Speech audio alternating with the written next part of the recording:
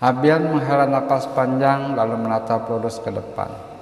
Laki-laki itu menunduk, memikirkan semua yang terjadi karena membuat kepalanya sungguh sakit saat ini. 3 hari sudah setelah kejadian ia bertengkar hebat dengan Hana, dan kini istrinya itu enggan untuk bertemu dengannya dan tidak pernah membalas pesan dan teleponnya. Penyesalan yang amat mendalam itu yang dialami Abian saat ini. Laki-laki itu sangat menyesal karena dirinya sendiri yang sudah mengacau saat ini, menyia-nyiakan istri sebaik Hana dan mendiamkan orang tua yang sama sekali tidak salah hanya karena dirinya yang tidak bisa menerima apa yang terjadi di masa lalu. Udahlah Bi, jangan terus kayak gini. Abian langsung menegakkan badannya melihat Aryan yang masuk ke dalam ruangan dan kini berjalan mendekat. Kalau lu mau terus kayak gini, mendingan lu jangan masuk kerja. Abian menghela napas. Gue harus gimana Yan? Hana sama sekali gak ngerespon gue sekarang. Ya rasain, ujar Aryan. Nih ya, kalau gue ada di pihak Hana sekarang, udah seneng gue lu didiemin sama kayak gitu. Rasain kan lo? Gimana lo gak respon dan gak didengar? Itu yang Hana rasain. Lo udah terlambat Bi. Orang sesabar Hana sekarang udah nyerah sama lo. Aryan tertawa hambar. Sekarang keputusan ada di lo. Kalau emang mau hubungan lo sama Hana selesai, ya bisa. Kalau lo masih mau ada Hana di hidup lo, ya lo berjuang lah. Yang cuma telepon dia, datengin dia. Lo tahu kan Hana di mana? 3 hari ini gue selalu ke sana, tapi saran gak biarin gue ketemu Hana. Aryan, balas Abian.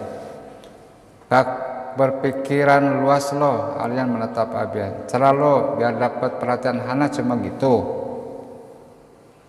Gue harus gimana? Aryan tersenyum kecil mendengarnya. Kayaknya kita bisa manfaatin keadaan.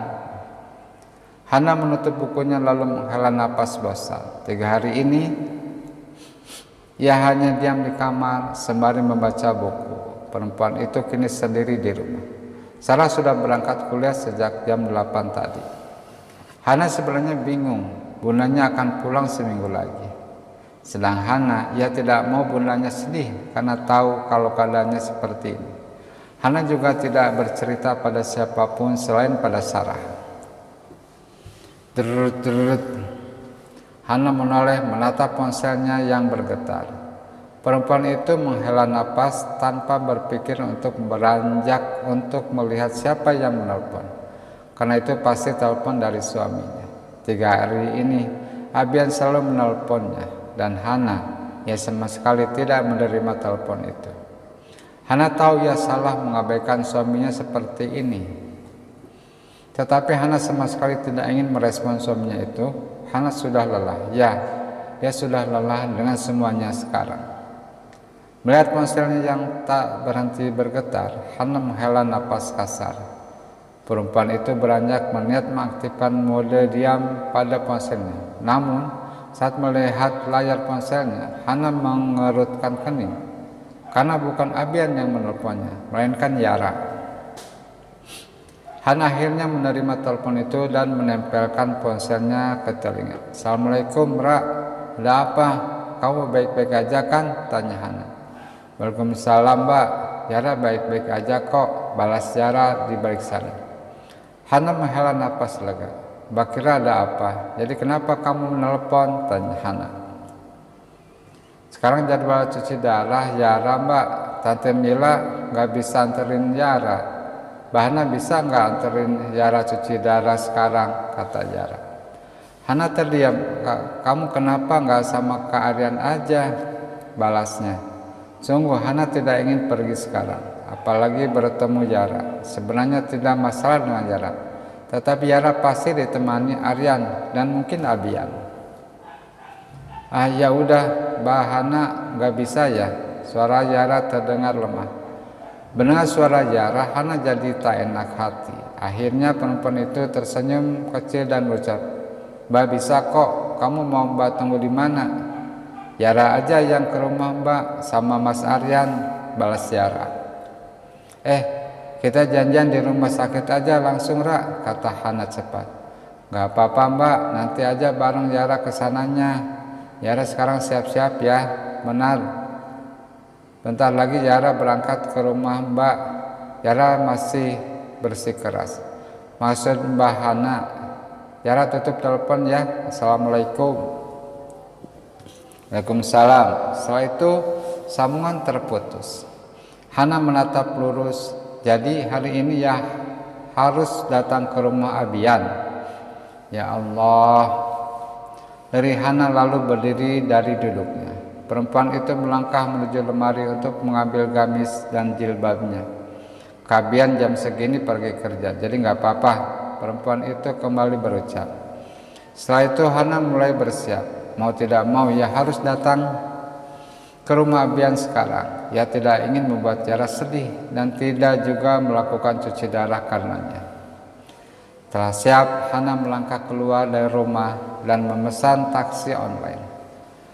Hana tidak bilang pada Sarah karena ia yakin Sarah pasti akan melarang pergi, apalagi ia akan datang ke rumah Abian. Taksi yang Hana pesan datang, perempuan itu langsung masuk dan taksi pun melaju. Sebenarnya jarak rumah bundanya dengan tempat tinggalnya dan Abian tidak terlalu dekat. Hana harus menaiki taksi selama kurang lebih 30 menit hingga sampai. Tak terasa kini taksi sudah berhenti di depan rumah Abian yang terlihat sepi. Hana menghela napas lega, apalagi saat melihat mobil Abian tidak ada di pekarangan rumah. Jadi Abian pun pasti tidak ada di rumah. Hana membayar lalu keluar dari taksi setelah mengucapkan terima kasih pada sang supir. Perempuan itu membuka pagar perlahan lalu berjalan menuju pintu. Saat berada di depan pintu, Hana menghela napas lirih karena pintunya terkunci. Kabian kunci pintunya. Gumam perempuan itu lalu menunduk dan menatap vas bunga yang ada di sampingnya. Hana masih ingat, kunci yang ia punya ia tinggalkan di sana. Hana tersenyum, ketemu, katanya, lalu mengambil kunci itu dan mulai membuka pintu. Saat pintu terbuka, Hana dibuat terpaku. Ia lihat ada Abian berdiri di dekat sana. Kabian, perempuan itu langsung membuang tatapannya lalu membalikkan badan untuk kembali keluar rumah. Namun tangannya ditahan Abian. Tunggu Han. Hana menggeleng. Hana harus nunggu Yara, Kak. Jadi tolong lepasin Hana, katanya tanpa menatap Abian. Gak ada Yara, dia udah pergi cuci darah sama Aryan 1 jam yang lalu. Belas Abian, lihat gue Han. Gue tahu gue lakuin kesalahan besar. Gue minta maaf.